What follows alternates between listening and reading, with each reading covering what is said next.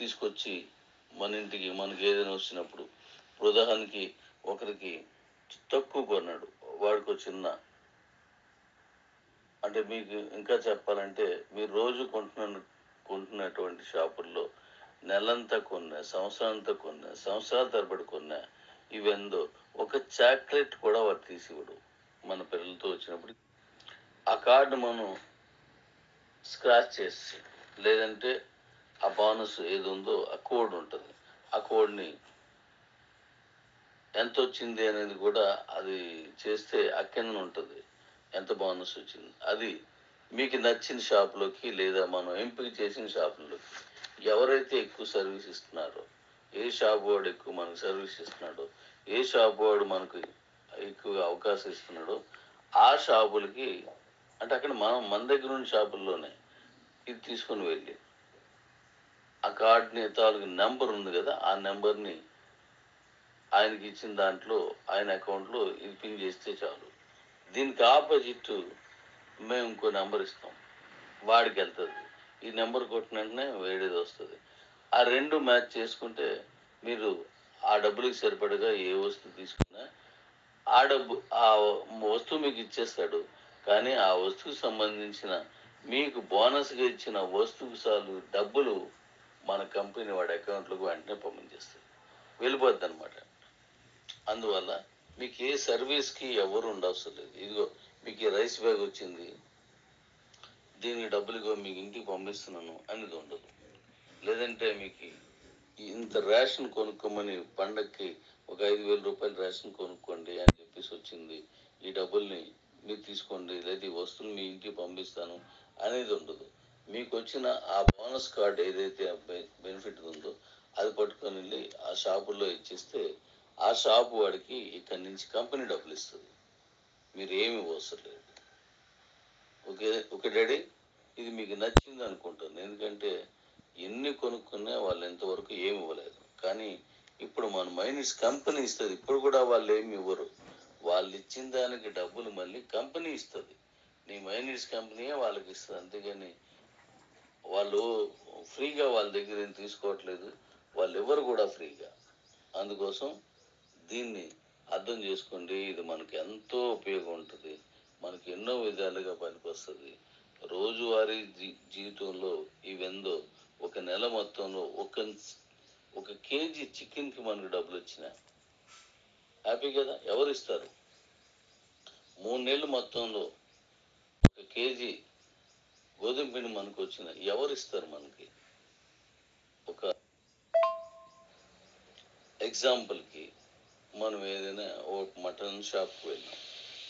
Mutton షాప్కి వెళ్తే అక్కడ ఒక కేజీ మటన్ ఒక 700-800 రూపాయలు ఉంటుంది దాని రేటు. మీరు పావు కేజీయో అర కేజీనో లేదా ఒక కేజీనో కొంటారు మీ అవసరం నిమిత్తం. ఆ కొన్నప్పుడు ఆ డబ్బులు మీరు ఇచ్చేస్తారు, ఆ మటన్ వాడు ఇస్తాడు మీకు. ఇక్కడ హ్యాపీ రాదు, ఎందుకంటే మీరు కొనుక్కున్నారు. కానీ వాడు మీకు ప్యాక్ చేసే ముందు, ఆ ప్యాక్ చేసి దాన్ని మూడు వేసే ముందు ఒక చిన్నది, ఒక బోన్ పీస్ కానీ, లేదా ఒక గుండెకాయ ముక్క కానీ, లేదా ఒక కొవ్వు ఉన్నటువంటి ఒక చిన్న మటన్ పీస్ కానీ ఎక్స్ట్రా చిన్న ముక్క వేస్తే అప్పుడు మనం చాలా హ్యాపీ ఫీల్ అవుతారు. అది కేజీ ఇచ్చినప్పుడు ఏం ఫీల్ అవ్వం మనం, ఆ ఎక్స్ట్రా ఇచ్చినప్పుడు ఫీల్ అవుతాం. ఆ ఎక్స్ట్రా కొసరని అంటే అది మనం డబ్బులు ఇవ్వకుండా ఇచ్చినటువంటి, మనం కొనుక్కున్నందుకు వచ్చింది. ఇక మీదట ఆ షాప్కి వెళ్ళడం మొదలెడుతుంటాం. అదే విధానం కాబట్టి, అంటే వాళ్ళు సంతోషించే విధానం కాబట్టి ఇప్పుడు మనం 3 నెలలకు ఒకసారి మనం ఇస్తున్నాం. కానీ ఇక్కడ మీరు గమనించాల్సిన విషయం ఏంటంటే మన వస్తువులు కొనలేదు కానీ మనం బోనస్ ఇస్తున్నాం. మన ఆటోలు ఎక్కట్లేదు కానీ మనం బోనస్ ఇస్తున్నాం. మన దగ్గర వాళ్ళు ఏది కొనటం లేదు కానీ బోనస్ ఇస్తున్నాం. కారణం మన మైనిట్స్ ద్వారా కొంటున్నారు కాబట్టి వారికి మనం ఆ బోనస్ ఇస్తున్నాం. ఇది అందరికీ నచ్చుతుంది అనుకుంటున్నాను. ఇంతకుముందు మనం వ్యాలెట్లో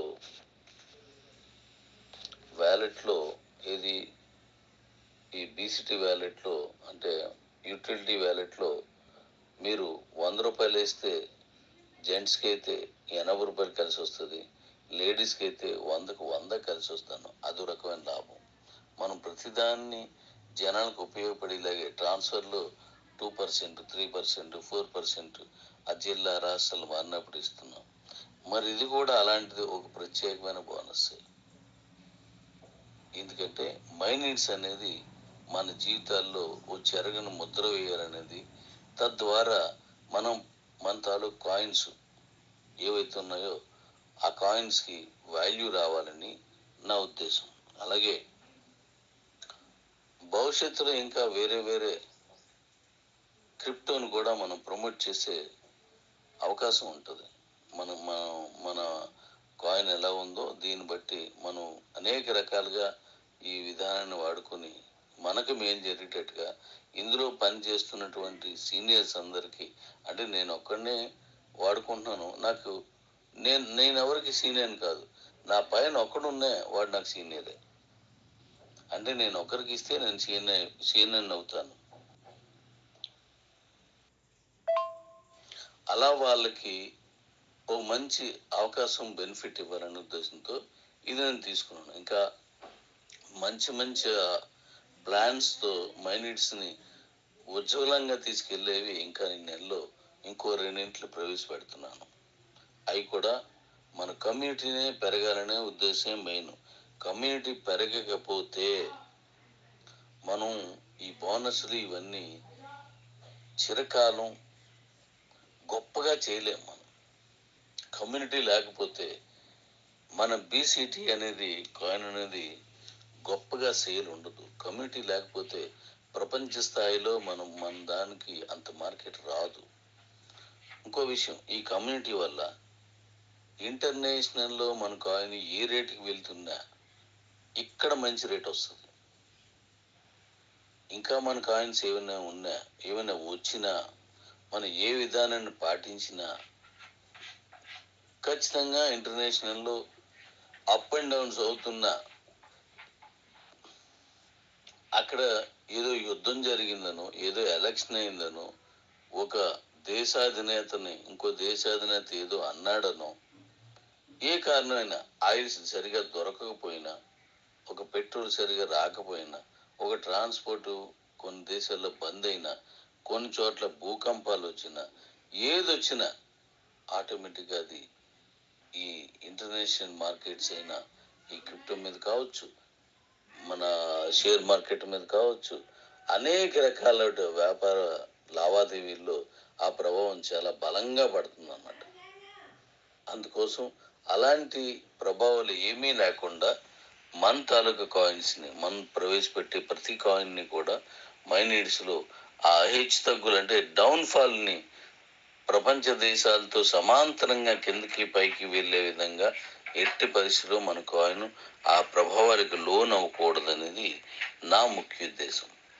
ఇప్పుడు చూడండి, మీకు ఇంటర్నేషనల్లో మన కాయిన్ రేట్కి, మన బీసీట్లో మన కాయిన్ చాలామంది అవుతున్న రేట్కి, పర్చేజ్ అవుతున్న రేట్కి, రేపు మనం మైనీడ్స్లో వాడకం పెరుగుతున్న కొద్ది ప్రపంచంలో జరిగే మార్పులకు సంబంధం లేకుండా మన కాయిన్స్ గొప్పగా రన్ అవుతాయి. అలాంటి ప్లాన్తో ఇప్పుడు మైనీడ్స్ని మనం ముందు తీసుకొస్తున్నాం. ఓకే డాడీస్. అలాగే మరికొన్ని విషయాలు మళ్ళీ మనం మాట్లాడుకుందాం. ఈరోజు దీన్ని అందరికీ పంపించండి, ఈ విషయాల మీద చర్చించండి. తప్పకుండా ఇది మనకు చాలా ఉపయోగపడుతుంది. తర్వాత ఈరోజు మనం బీసీటీ తాలూకు విత్డ్రాస్ మనం ఈరోజు ఇస్తున్నాం. ఈరోజు వేసేస్తున్నాం. అది ఆ విషయం వేసిన తర్వాత నేను తెలియజేస్తాను.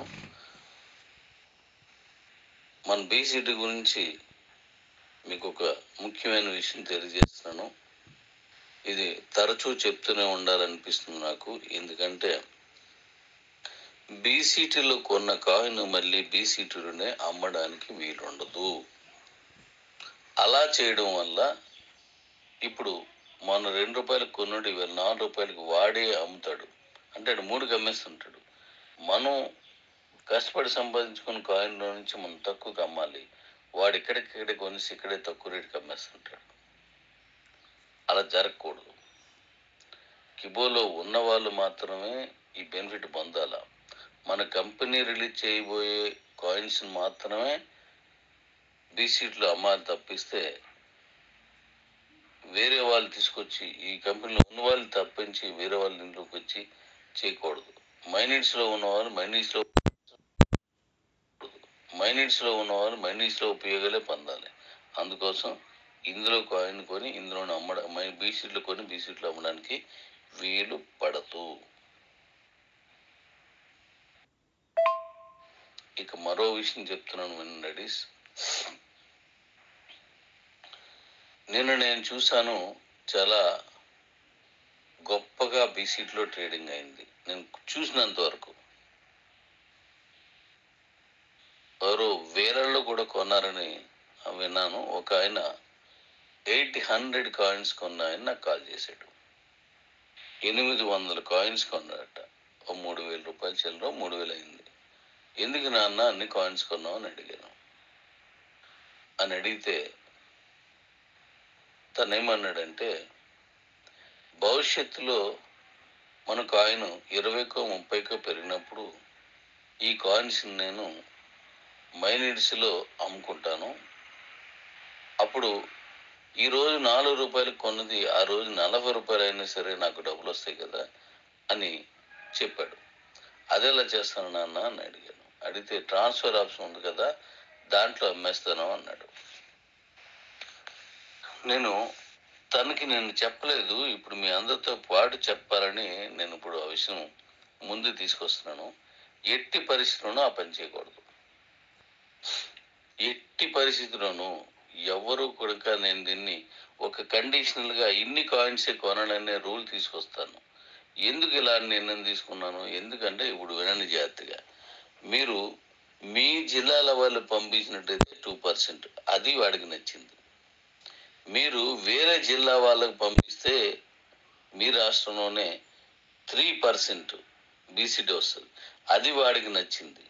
మీరు వేరే రాష్ట్రాలకు పంపిస్తే మీకు 4%, అది వాడికి నచ్చింది. అందుకే 800 కాయిన్స్ కొన్నాడట. అయితే ఇక్కడ ఒక సూత్రాన్ని మర్చిపోతున్నారు. తను మర్చిపోయాడు. ఏంటంటే, నువ్వు ఒక్కరికి మాత్రమే పంపించగలుగుతావు. నువ్వు ఏ అనుకుందాం, బికి పంపించగలుగుతావు. నువ్వు సికి కూడా పంపించవచ్చు, నీ డికి కూడా పంపించవచ్చు, నువ్వు ఈకి పంపించవచ్చు, నువ్వు ఎఫ్కి కూడా పంపించవచ్చు. ఇది నో ప్రాబ్లం. వీళ్ళు మీ పక్క జిల్లాలో ఉన్నా, మీ జిల్లాలో ఉన్నా, వేరే రాష్ట్రాల్లో ఉన్నా వాళ్ళు పంపించవచ్చు, నో డౌట్. కానీ ఇక్కడ ఒక సూత్రం మర్చిపోతున్నారు. నువ్వు ఏ అనుకుందాం, నువ్వు బికి పంపించావు, బి సికి పంపించలేడు, నువ్వే సికి పంపించాల. సి డికి పంపించలేడు, నువ్వే డికి పంపించాల. డి ఈకి పంపించలేడు, నువ్వే డికి పంపించాలి. అంటే నువ్వే పంపించగలవు తప్ప నువ్వు పంపించిన వాళ్ళు ఇంకోరు పంపించలేరు. అప్పుడు 800 కాయిన్స్ని తను నేరుగా అందరికీ పంపించాలంటే అది సాధ్యపడేవని కాదు. అంత టీం కూడా తన దగ్గర ఇప్పుడు బిల్డ్ చేసుకోవాలి. వాళ్ళందరూ కొనుక్కోలేని పరిస్థితుల్లో ఉండాల. కాబట్టి అక్కడ మీకు రాంగ్ ఇన్వెస్ట్మెంట్ అవుతుంది. ఎప్పటిదప్పుడే కొనుక్కోవడం, ఎంత అవసరం ఉందో అంతే కొనుక్కోవడం, మీరు ట్రాన్స్ఫర్ చేయాలంటే అప్పుడే చేయడం మాత్రమే చేసేలా దీన్ని మార్చబోతున్నాను. దీనివల్ల ఏమవుతుందో చెప్పనా? ఎందుకు వద్దంటున్నానంటే, ఇదే వ్యక్తి ఆ రోజు నేను 800 కాయిన్స్ కొనిస్తాను, నా కాయిన్స్ అమ్ముడుపోలేదు, నేను ఎవరికి పంపించడానికి కావట్లేదు, ఒకరికే పంపిస్తున్నాను మళ్ళీ క్లెయిమ్ చేస్తాడు. ఒక్కొక్కరు ఇప్పుడు నేను ₹1,00,000 పెట్టుబడి పెట్టాను, ఎందుకంటే 4 రూపాయలు 5 రూపాయలు ఉన్నది రేపు 50, 100 అయిపోద్ది కాబట్టి అప్పుడు ఖచ్చితంగా ట్రాన్స్ఫర్ ఆప్షన్లో నాకు మంచి డబ్బులు వస్తాయని అని అంటాడు. ఇక్కడ మరొక గమ్మత్తు కూడా ఉంది. 4 రూపాయలు ఉన్నది 40 రూపాయలు అయిపోతే 36 రూపాయలు లాభం అన్నాడు వాడు.